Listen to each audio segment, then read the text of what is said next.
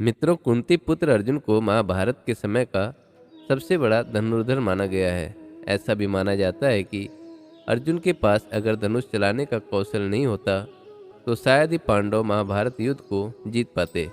साथ ही अधिकतर लोग यही जानते हैं कि अर्जुन की मृत्यु पांडवों के सशरीर स्वर्ग यात्रा के दौरान हुई थी। लेकिन दोस्तों, महाभारत में एक ऐसी भी कथा पढ़ने को मिलती है जिसमें बताया गया है कि अर्जुन की इससे पहले भी एक बार मृत्यु हो चुकी थी और देवी गंगा अर्जुन की मृत्यु पर मुस्कुराने लगी थी। तो आइए जानते हैं कि आखिर अर्जुन की मृत्यु पर देवी गंगा क्यों मुस्कुराने लगी थी। लेकिन उससे पहले आप हमारे वीडियो को लाइक और चैनल को सब्सक्राइब करके बेल आइकन को भी दबा दीजिए। मित्रों, कथा के अनुसार महाभारत युद्ध में विजयी होने के बाद ज्येष्ठ पांडव युधिष्ठिर हस्तिनापुर के राजा बने। कुछ दिन पश्चात श्री कृष्ण के कहने पर युधिष्ठिर ने अश्वमेघ यज्ञ आरंभ किया। नियमानुसार यज्ञ के अश्व को अर्जुन के नेतृत्व में छोड़ दिया गया। अश्व जहाँ जहाँ जाता अर्जुन अपनी सेना के साथ उसके पीछे पीछे जाते। इस दौरान यज्ञ का अश्व कई राज्यों से गुजरा, जिसमें से कई राज्य के राजाओं ने तो अर्जुन से युद्ध किए बिना ही हस्तिनापुर की अधीनता स्वीकार कर ली और जिसने ऐसा नहीं किया उसे अर्जुन ने युद्ध में परास्त कर अपने अधीन कर लिया। इसी क्रम में अश्वमेघ यज्ञ का अश्व एक दिन मणिपुर पहुंचा। उस समय मणिपुर का राजा अर्जुन और चित्रांगदा का पुत्र बब्रुवाहन था। बब्रुवाहन ने जब यह सुना कि उसके पिता अर्जुन उसके राज्य में पधारे हैं तो वह उनकी स्वागत के लिए राज्य की सीमा पर जा पहुंचा और अपने पिता अर्जुन को देखते ही वह उनके स्वागत के लिए आगे बढ़ा, लेकिन अर्जुन ने उसे रोक दिया। अर्जुन ने बब्रुवाहन से कहा कि मैं इस समय तुम्हारा पिता नहीं हूँ, बल्कि हस्तिनापुर नरेश का प्रतिनिधि हूँ। इसीलिए क्षत्रिय नियमानुसार तुम्हें इस समय मुझसे युद्ध करना चाहिए। उसी समय अर्जुन की दूसरी पत्नी उलूपी वहाँ आ पहुँची और बब्रुवाहन से बोली, हे पुत्र, तुम्हें अपने पिता के साथ युद्ध करना चाहिए। अगर तुम युद्ध नहीं करोगे तो ये तुम्हारे पिता का अपमान होगा। माता की आज्ञा पाते ही बब्रुवाहन युद्ध के लिए तैयार हो गया। इसके बाद अर्जुन और बब्रुवाहन के बीच घोर युद्ध हुआ।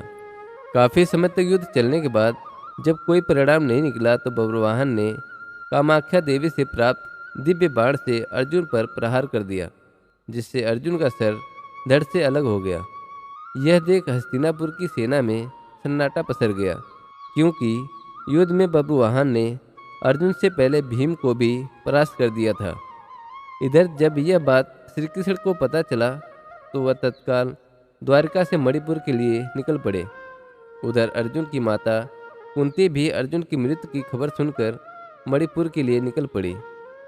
मणिपुर पहुंचकर अर्जुन को धरती पर पड़ा देख श्री कृष्ण को गहरा धक्का लगा।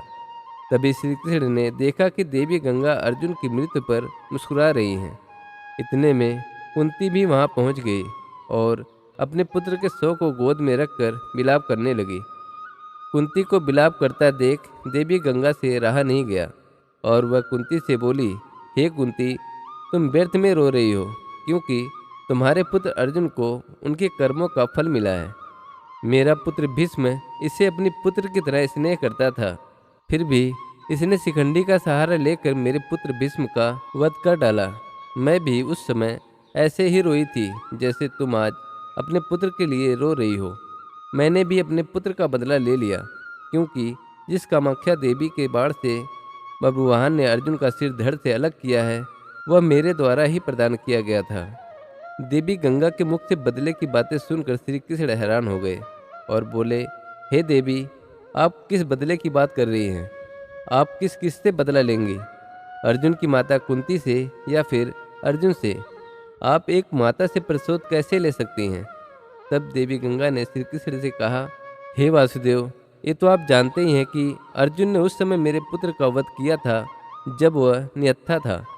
अर्जुन का ऐसा करना जब उचित था तो अर्जुन का वध उसके पुत्र द्वारा कराकर मैंने क्या गलत किया?